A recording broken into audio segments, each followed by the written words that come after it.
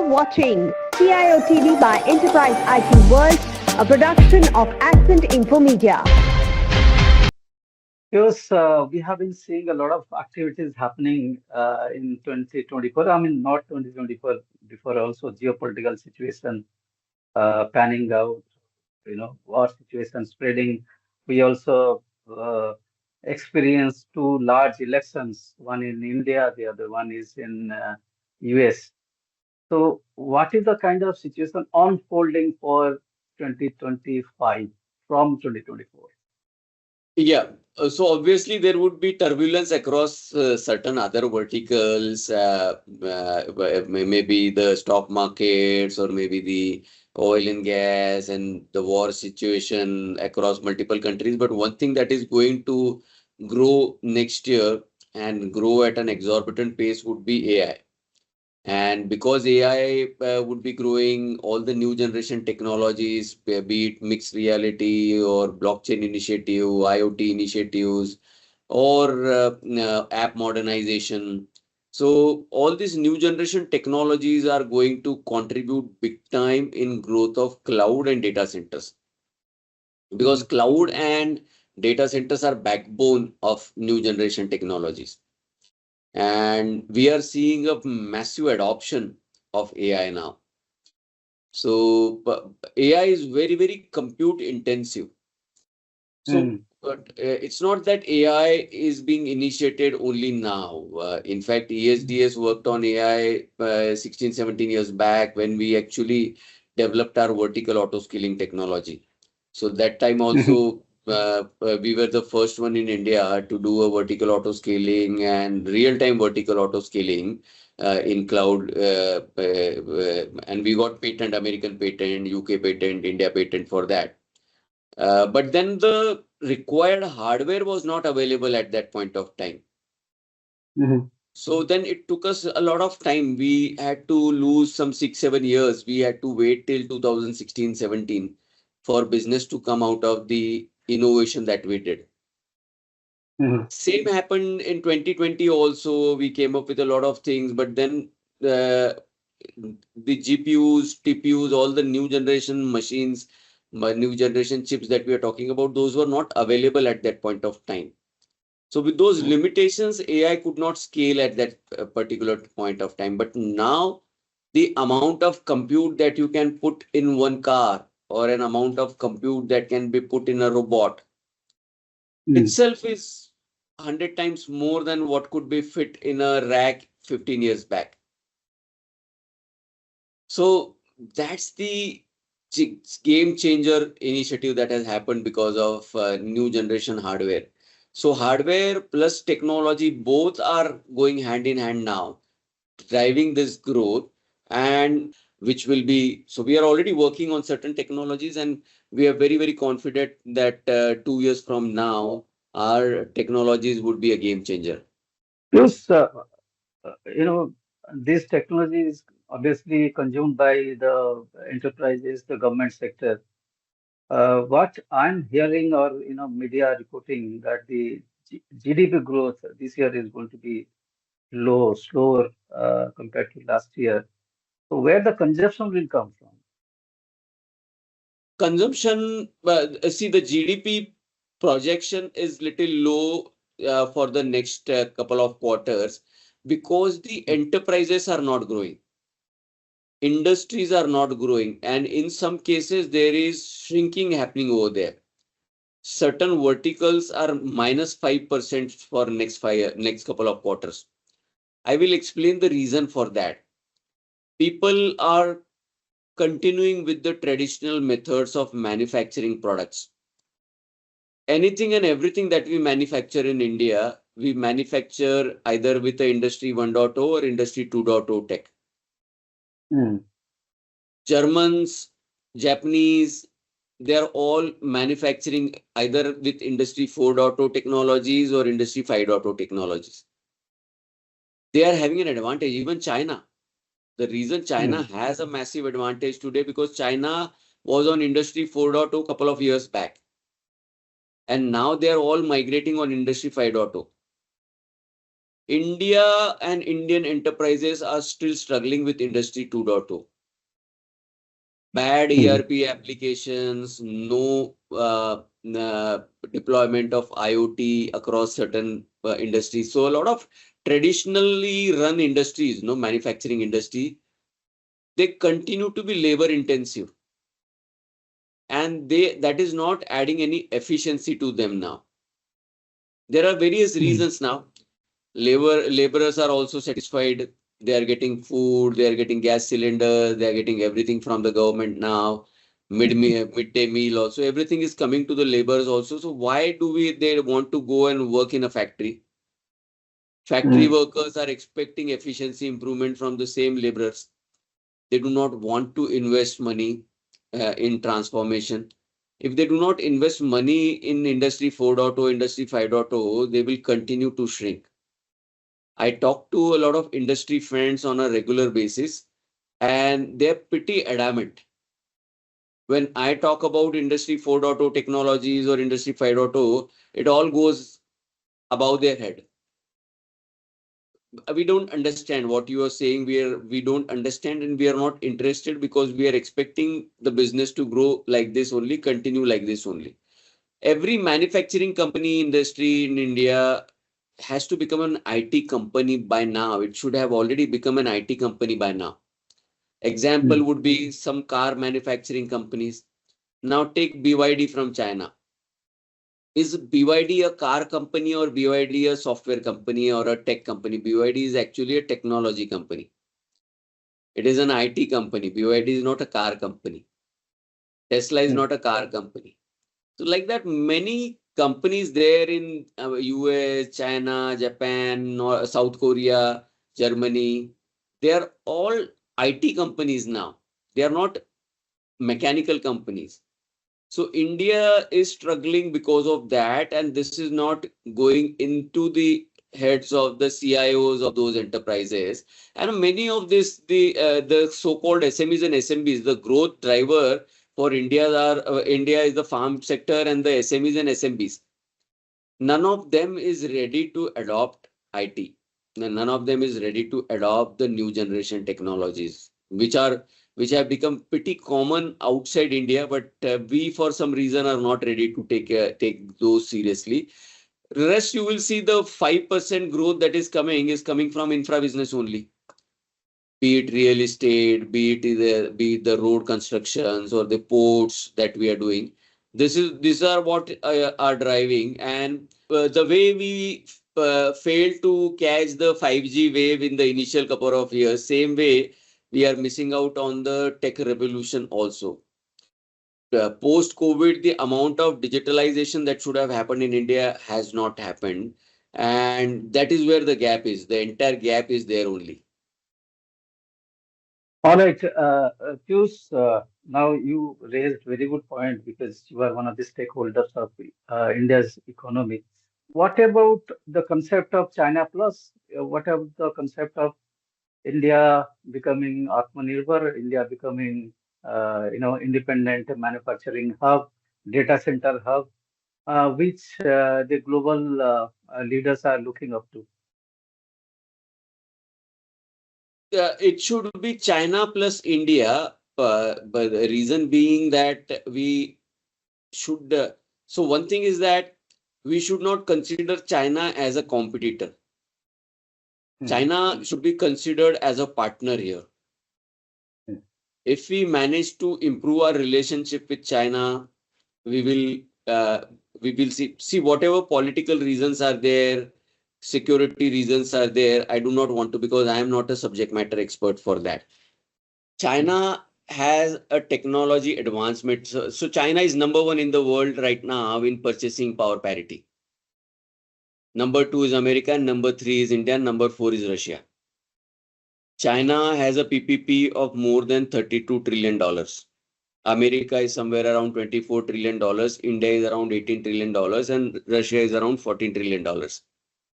Now, this is the capital power of China today. China is technically far more advanced, technologically far more advanced. The chips that they are manufacturing today, or the artificial sun that they are able to produce in the labs and the solar panels that they are able to talk about anything that China is able to do today. Can India do that immediately? No. Will India be able to do that in 2 years, 3 years time? So even that I would say no. India needs at least 10 to 15 years more to reach where China is today. At least 15 years. A lot of hard work has to be done to reach where China is. We also have to think in that direction, and for that reason, we need China. We have to invite Chinese companies to set up their operations, because what they do is when they come to India, they bring technology, they hand over the technology, and our Indian entrepreneurs are able to compete with their products. We are able to see their product, copy their product, and make better products for our market. If no Chinese products would come to our market, there would not be any possible way to compete and do exactly what they are doing today. We will have to reinvent the wheel. And the gap of 15 years may further escalate to 30 years also if we don't do that. So I believe that it is necessary to open up for China, that they come and make here. They come here, make here, and sell here. We don't have any problem with that. But we don't want to buy anything that you are making in China and then just supplying that to India. They are ready to come here, make here, and deliver within India and stay here in India, and they'll make us competitive. That way, our entire dependency on America would also reduce a bit, and we should be able to then balance between Russia, China, Japan, America. So it is important for us to think of our 1.4 billion people and take decisions which will help us to get the best out of all the 4, 5 countries which are technologically far more advanced at the moment. Now we are talking about India becoming a data center hub, where the economy will come, which will drive the data center market in India. Why do you think that India is going to be a data center hub? Because against all the odds, uh, we are not doing economically, we are not doing that good. I mean, the future is not that great. Plus, the entrepreneurs are not keen to adopt newer technologies. So if you look at the transactions that are happening in India, because the parallel economy, the two-number economy getting transformed into one number, people are buying a vada pav also through a UPI app. They scan the QR code at the vendor stall and they pay that 15 rupees through QR code. The transaction is hitting the entire network, the network of that bank and the entire UPI network and NPCI. So everyone is in action, and billions of such transactions are happening every day now. So India is doing a massive volume of transactions every day just because of digital adoption in the finance sector, like the financial, digital enablement in the entire BFSI sector. That has become a game changer now for the banking sector. Look at the adoption of credit cards. See, Visa and Master 10 years back, they made fun of us when we said that we'll make something better than Visa and Master when we were incorporating NPCI. And look where Visa and Master is in India today. Their business has shrunk big time and RuPay has taken over. So wherever we've done the adoption, we've delivered. We've actually done a massive 5G is a wonderful example. Entire telecom network today, because of 5G, look at the volumes that they are handling today. Look at the data that they are handling today. In fact, Indians are consuming more data than most of the Western countries today. And this has happened because of 5G adoption. So there are verticals where adoption has happened. Central government, there are a couple of departments in central government who have done a massive adoption. Aadhaar, e-Aadhaar or Digi Yatra. There are some very good initiative. All the Prime Minister loans So Mudra, Startup India, Stand Up India, Udyami Mitra, PM Swanidhi, PM Vishwakarma, PM Kisan. So more than 80 crore loans got disbursed in last 10 years through all the PMO initiatives. Transactions worth more than 30 lakh crore rupees have happened through those initiatives. So wonderful digital adoption has happened in certain verticals, but the almost 6 point something crores, 6.4 crores, small like SMEs, SMBs, they are not there at the moment. So the adoption is poor over there, and that's a concern. So we had initiative, government had initiated a digital SME initiative, but nothing worked out on that front because that's a massive number. See, but if you take think of other countries, it would be not even 1%. Industries or factories of SMEs and SMBs would not be even 1%. Here we have SMEs and SMBs which are almost 4%, 5% of the total size of population, and the population is 1.4 billion here.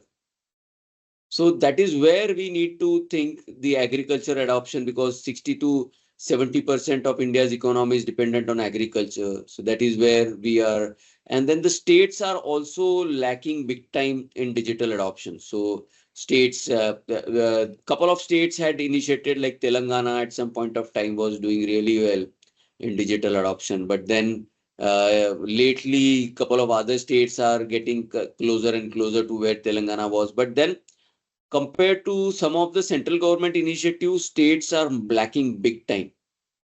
So that's the reason whoever comes in power, their purpose is not to bring transparency, but their purpose is to ensure that people are lured with some freebies and they come back to power using those freebies. So adoption at the state level is also a concern. So SMEs, SMBs, states, agriculture sector, enterprises, large enterprises also. So these are some weak areas where we will have to put a lot of effort.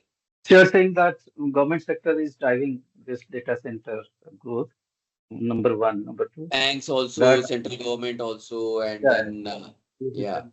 Yes, yes. What about MNCs? What about organizations or companies, US companies, European companies, which are having their base here? Are they also driving, or are they also contributing they are to also India's? driving.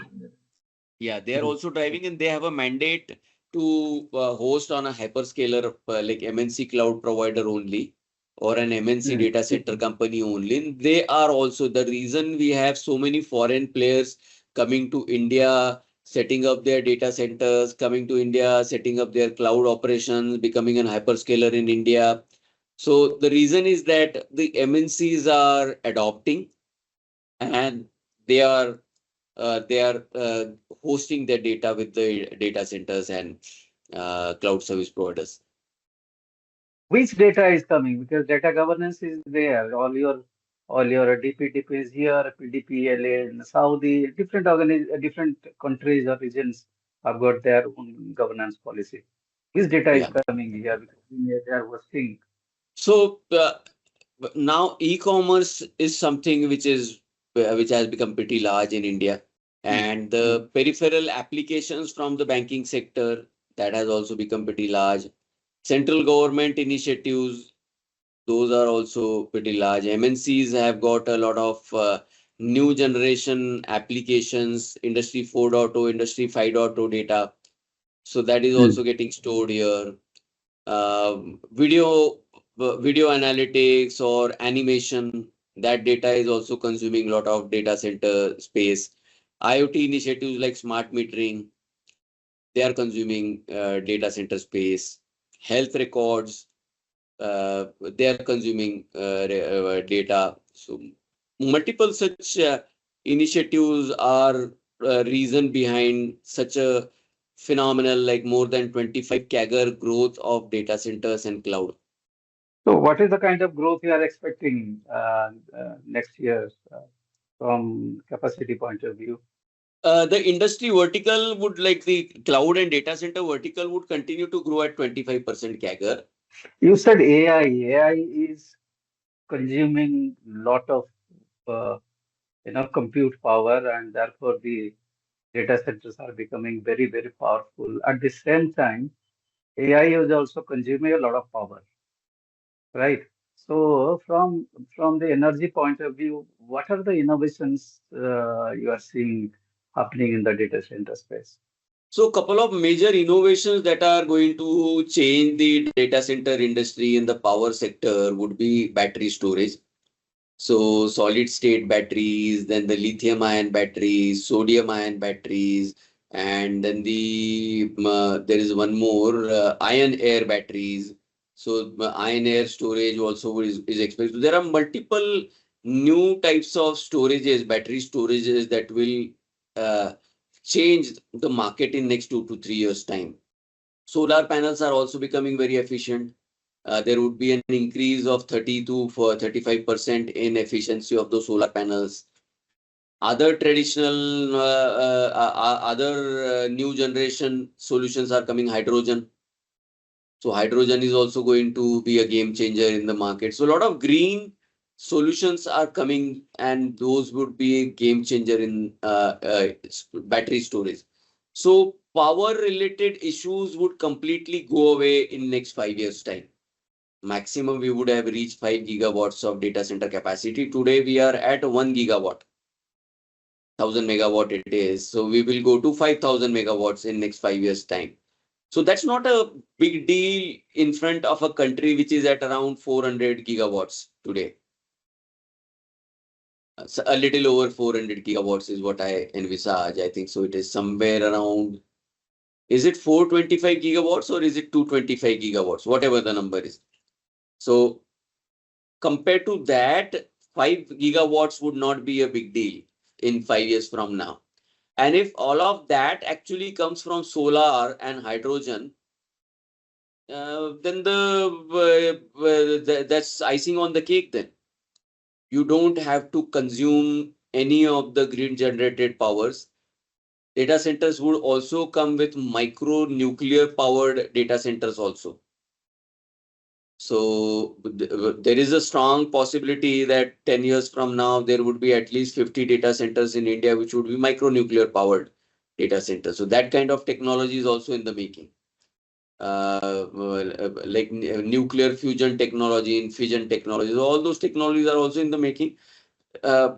Besides that, there are many other research innovations that have also happened in terms of generating green power technology. So those are going to be, I'm very, very confident that the future power requirement of data centers would be easily taken care of.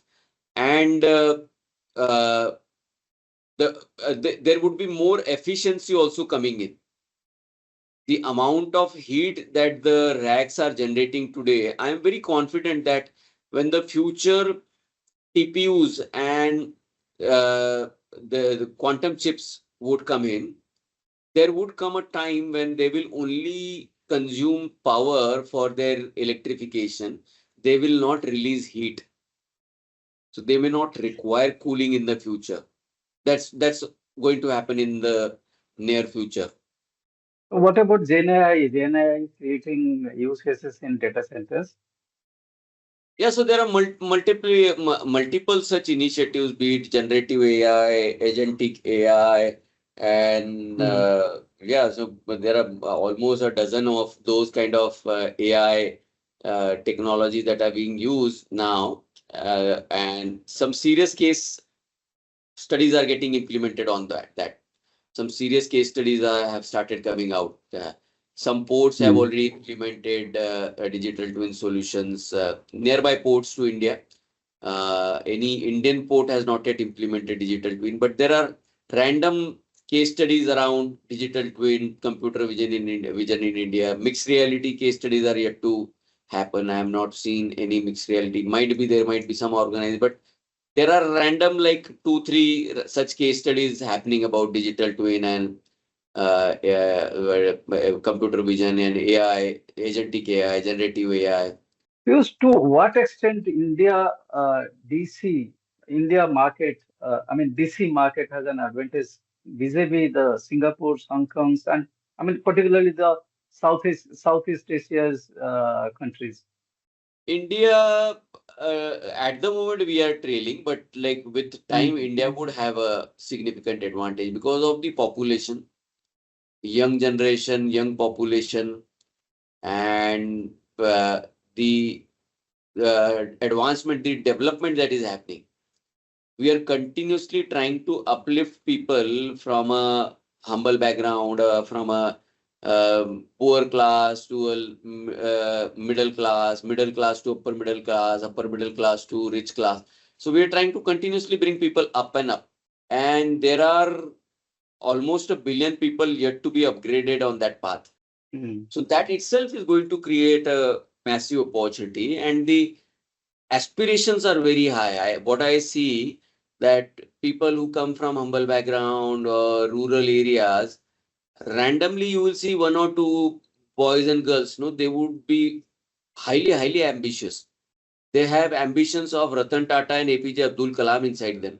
So this young generation gives me a lot of hope. I just look forward to working with the next generation and giving them the required advice, guidance, whatever I can from my last 21 years of journey.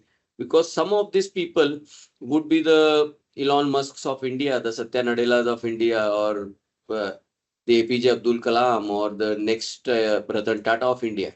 Mm. Because that's about the internal driving force for data center growth. I'm just asking about from external, from the global market perspective, um, when India or how India will be more advantageous compared to those of that, in Singapore, Hong Kong, or Malaysia, or even in Philippines. I don't think so. We should think of competing with the data centers in Singapore because everyone is talking about data localization. Everyone is talking about GDPR or their own data Yeah. localization act. So the country which would have the maximum PPP would be having the maximum data centers. That is what I think. That is the Okay. reason China has so many data centers. They are far bigger than India today when it comes to data centers. And today, it might be America who has maximum data centers and maximum power being consumed for the data centers.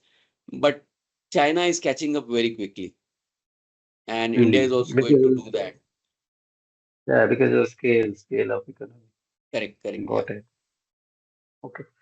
And from a ESDS point of view, what is your uh, growth plan for 2025? What is the kind of market that you want to capture? What is at present, where are you standing? So we are working very closely with banks. We are working very closely with some central government departments, exclusive partnerships that we have today with central government departments like STPI. So we are working with them, and a couple of other departments are there, a couple of other PSUs are there. We are working with them. Then in the agriculture sector, we have developed our own agri-tech solution. We are taking that in the market and very hopeful that that becomes a big game changer for the entire nation. So yeah, but then the enterprise is something where we are also concerned that we are not able to contribute big time in transformation of the largest of the Indian enterprises or the MNCs or the SMEs and SMBs. It is very challenging to help them until and unless they themselves show that willingness to change. So you said that you have the agri-tech thing. Is it to do with the data center? It's a cloud offering that hosted within your data center, maybe created by you. Yeah. At the moment, it is a SaaS, so it is Hmm. hosted on our cloud only. We don't give it Okay. on customers' premise. How many DCs you have, and what is your plan for next year? Expansion growth plan. Yeah. So 4 data centers right now, one more would be coming up soon. So we'll have 5 data centers, and in each of these 4 data centers, whatever capacity we have at the Where this fifth one is coming up? new data center would come up in Delhi. The existing data centers that we have is in Nasik, Bangalore, Mohali and Airoli, Navi Mumbai. And any particular reason for targeting this north region? Because there are so many of them here where I'm staying. I'm surrounded by uh, Yota, Controllers, on all the DC companies are here. Entity also, all the newly built up data parks actually. Entity has already become very large in India. They have 250 megawatts of capacity in India. So controllers has become very large. SIFI 100 megawatts and above. Controllers is also 100 megawatts and above. Nextra is also 100 megawatts and above. So there are like players who've already become very large. So what is your ambition? How long would you take to make it happen? Coming to the league of the uh, big players, very large hyperscaler players. See, because our profitability expectation is very high, that's the reason we may not end up competing with entity at all. Okay. Yeah, we may like by the time entity goes to 500 megawatts, we may go somewhere around 35 megawatts only. Reason being that we don't want to become a pure infra company. Our focus is to come up with solutions and solve Mm. customers' business problem. If a customer has a problem, we want to solve that problem. If the customer has come up with a solution and just wants to do a infra co-location, then we are not excited about that.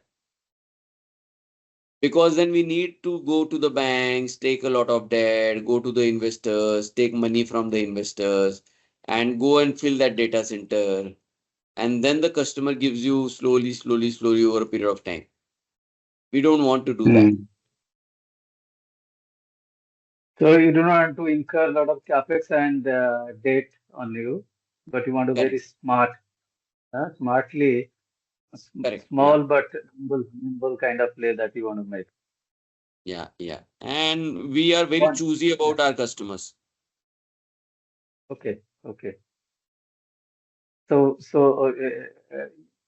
yours is known for government and banks, isn't it?